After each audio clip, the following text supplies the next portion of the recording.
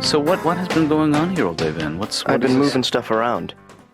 I know, but why? I'm looking for my birth certificate, and I called you like 3 times today, and you weren't available. Did you look in my files? I did look in the file cabinet. Did you look under Ben, important documents? I saw that. That was in the subsection of Ben. Did you see Ben, not so important documents? I saw that. Yeah, wasn't in there. Did you see Ben, to be filed? I didn't find it in any of the files. Yeah. But I did find this picture that I can't get over. Look at this. God, I haven't seen this for about 25 years. Who is that? That's Sharon Koppleman. Remember I told you about Koppleman and Katz? We were a folk act. Oh, right. Oh, that's Sharon. She was my partner, and she was my partner in life. She was my old lady, as I used to say in those days. What do you mean? What do you mean by that? We were into some very heavy stuff.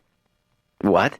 Some what? For 3.5 years, she was my main squeeze. We were lovers. You were lovers? Yeah.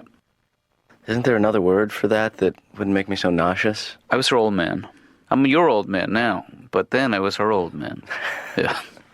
It's at different times. I thought you were just... I assumed that you were just... We both played the guitar, acoustic guitar. Yeah. But we did the whole circuit. We were good. We would do the folk clubs. We did demonstrations, sit-ins. Just tell me one thing, Dad. You guys didn't snap instead of clap, because I hate that. No, we never did that. Good. Yeah. I mean, she looks a little crazy, in the eyes. In the 60s, we all stayed up late. Oh. You know what I'm saying? Yeah. Got the crazy eyes. Yep. It was such a different time for everybody. Well, whenever I see a picture of you from back then, Dad, it looks like you were trying too hard to be one of those people who was freewheeling and carefree and all the free words. Well, it's not easy to do that. That's a big belt, Dad, Not in proportion to my collar. And nobody wore a bra in those days. Really? Well, they were all burnt. Well, she used to preheat her bra. She sort of hedged the issue, So, Laura, when I don't know if I ever told you this, when I was in college, I was half of a folk act, Koppleman and Katz. Mm-hmm. Do you ever hear of them?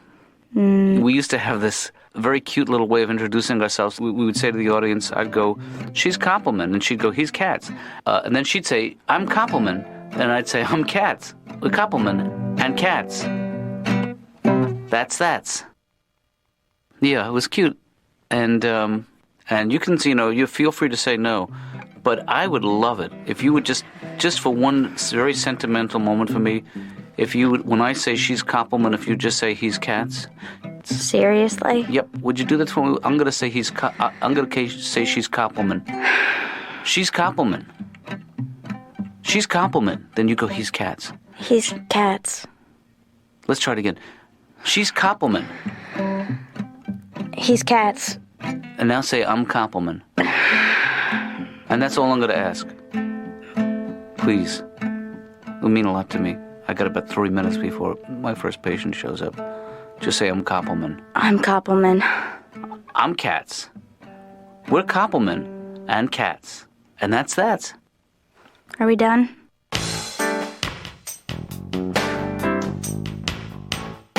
I'm pretty happy. I don't know why I'm here. I don't know. I have a wife. I have 2 kids.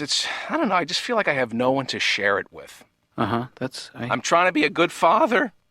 There's some proud moments. My daughter's 3 years old. She's gone 6 months now without a cigarette.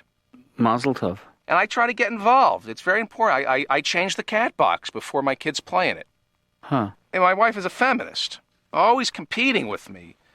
She says men are inferior because they can't carry life in their belly. Yeah, I had a tapeworm this big. Looked just like me, a little balding worm with glasses. I raised him like a son. Little boober. When we first got married, we agreed no cheating on one another, unless our wildest fantasy could come true. So we wrote them down on little pieces of paper. She picked Kevin Costner, and I picked Cindy Crawford. So, after a year went by, I said, honey, why don't we update the list? So she picked Brad Pitt, and I picked our babysitter. And I won, and she won't accept that.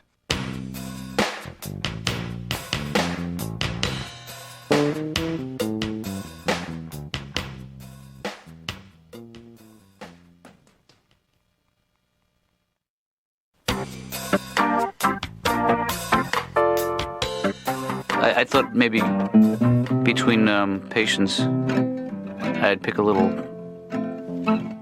guitar. You know why I'm gonna pick a little guitar? Why? Because I'm just a guitar picking fool, fresh out a guitar picking school. That's a song we used to do. Looking Really? for a guitar picking gal. I'll bet my guitar picking life she'll be my guitar picking wife. And we will pick our guitar's teeth and drool. Sing this with me. Go, sometimes, Okay. What do you think? And be honest with me. I don't like folk music. No? No, not really. Just whenever I listen to folk music, it's just so grating. Don't put a label on it. I mean, don't put that label on it if you hate it. It's just the kind of thing that after you listen to it for a little while, all you can think of is shut up. Just shut up. Yeah. But what we did and then... the trees and the flowers and the children and the people and the merry-go-round. Oh, sure, I hate that stuff too. I'm with you. It's too trilly. Why do they do that? That was considered at the time intense. That very fast vibrato. What we now consider annoying, they used to call intense.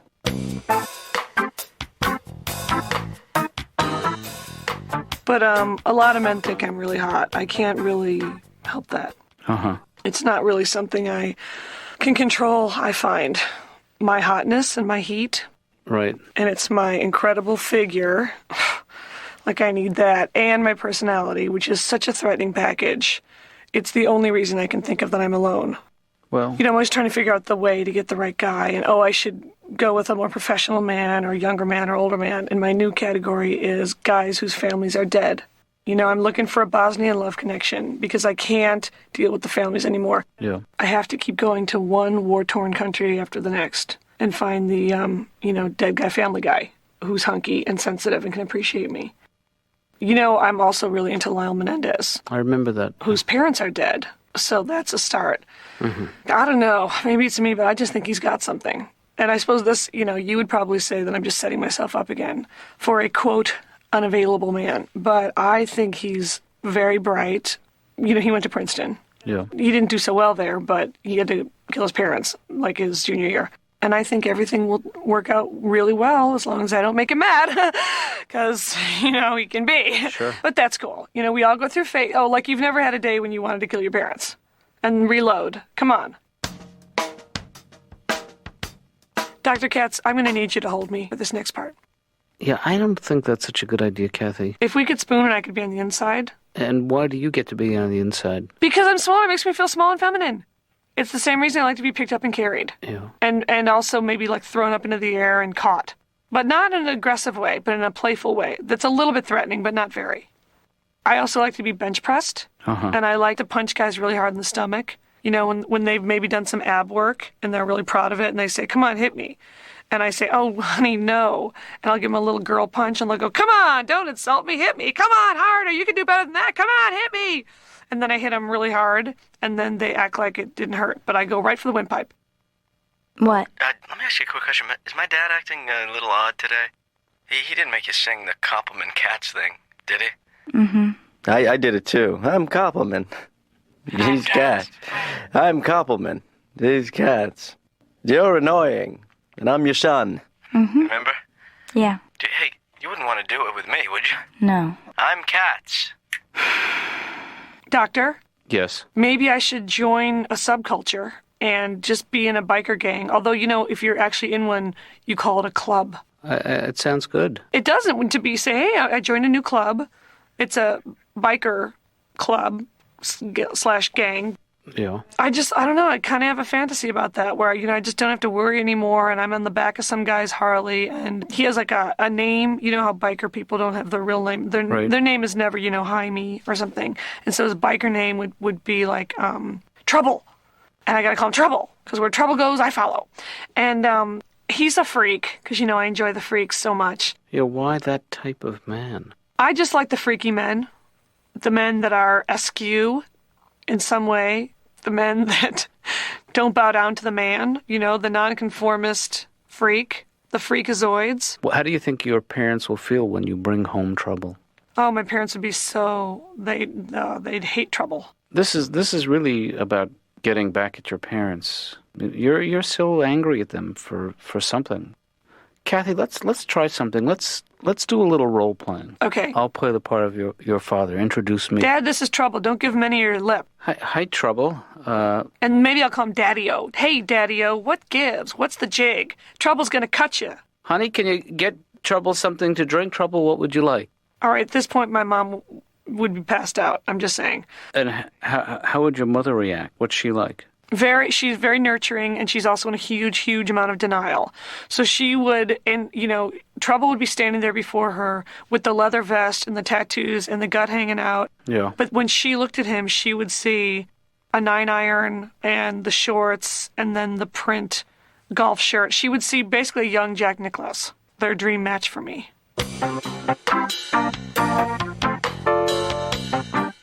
Way back in '68, we thought we saw the light. We stood for what we stood for, 'cause we all knew wrong from right. Wow.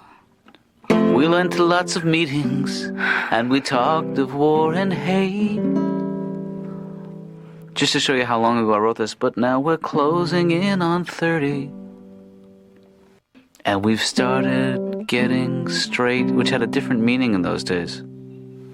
And then it goes, hey diddle diddle diddle, hey diddle diddle. No, that.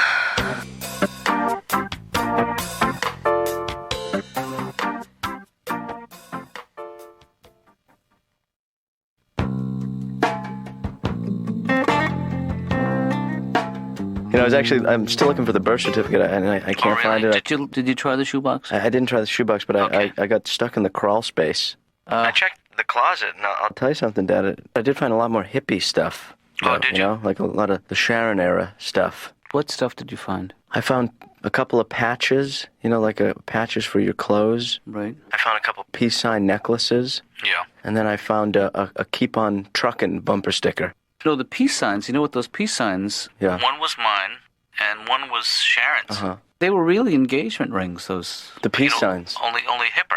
You know what I mean? No. I don't speak your lingo, Dad. You were going to get married? Well, had things worked out, if I had gone with her to California. You would have married her. We very likely could have become husband and wife, Well, why didn't you go? I just didn't want to admit that I didn't know how to drive a stick. I got married this year. That's great, Jeff. I had to buy an engagement ring, and I have incredibly poor taste in jewelry. I would have preferred just handing my wife the money. Here, will you marry me? No? How much more? Do you take Visa? I think the engagement ring is a form of payment, though. Right. I mean, it's a statistical fact that women who never get married live longer than women who do, but men who never get married don't live as long as men who do. It's only fair, then, some type of compensation is extended. Here, this is for the life that I'm about to suck out of you. I don't think men and women can ever communicate that well. I think women have a better grasp of language than men. Mm-hmm. There are no synonyms in a woman's vocabulary. Every word has its own shade of meaning. I didn't say that I was mad. I said that I was upset. Maybe you should listen. Women want men to be more expressive, more open with our feelings. Unfortunately, we aren't capable of being that sensitive. We simply aren't equipped with the same emotional antennae as women. They got satellite dishes. We got coat hangers with aluminum foil on the tip. Yeah. Women are much more verbal than men, and it's because we aren't verbal that we're rarely able to provide women with the romantic dialogue they so desire. Women should have teleprompters mounted on their foreheads. That way we could read whatever they wanted us to say and still almost make eye contact and appear sincere. Without you, my life has no meaning. I am like a bee without a flower. Je t'aime. Directory assistance, what city, please? In Fresno, do you have a listing for a Sharon Koppleman? That's a K like Koppleman, O like Appleman, P like Poppleman, P like Poppleman, L like Loppleman. No. I'm sorry, sir. There's no one here under that listing. What do you have? I've got a Rita Coons. Okay, I'll take that.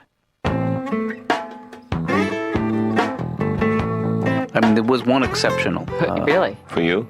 Yeah. Who? No, I had a girlfriend in college named Sharon Koppleman who she would play my body like an accordion, you know. Ooh.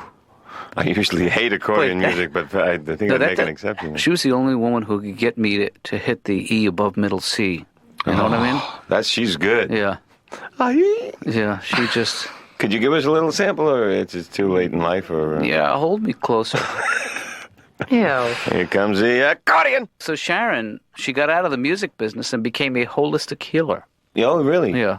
You know, like many of her ilk, she believes in drinking a glass of your own urine every day. Because it contains antibodies that supposedly help your body fight off disease. And there is some kind of medical substantiation to that theory, you know, but of course there's the downside. Which is? Pee-pee breath. Yeah.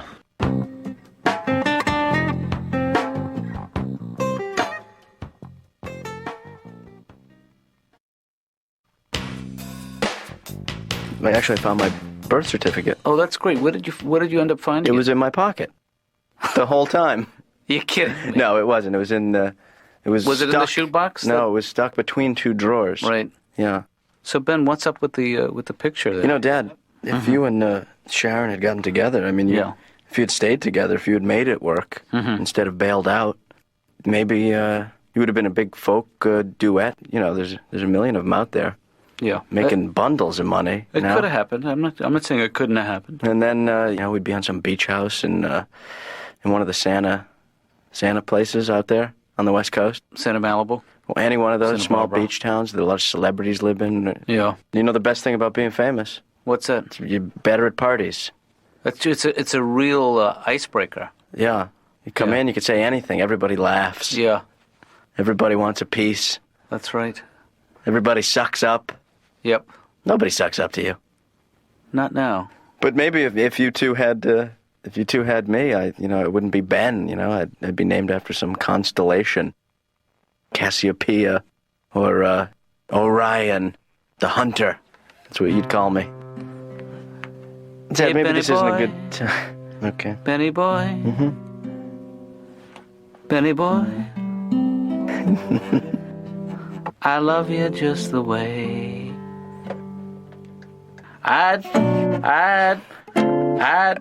Wait, let me find the good. I love you just the way.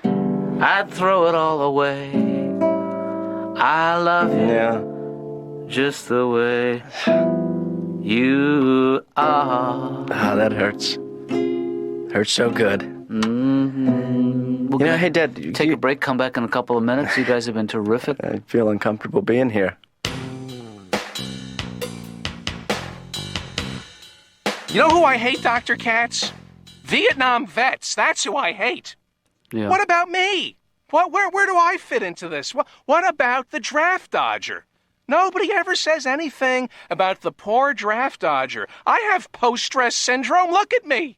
Sometimes late at night I wake up screaming, in a sweat, thinking I'm back in a disco in Montreal. My friend Marty's always talking about the Tet Offensive. Hey, I was at Woodstock with the rain and the mud and Sha-na-na.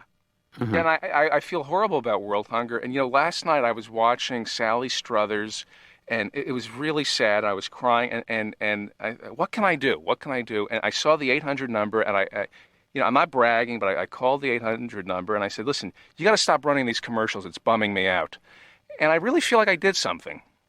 I am against sex education. You want to wipe out teen pregnancy, it begins at home. It's the parents' responsibility to sit your child down and teach them shame for their bodies. Tell your kids they're fat. That's my solution. Every time I see my children walking around, I say, drop a few pounds, you porker. They hate themselves, and I don't have to worry about the boys coming to calling.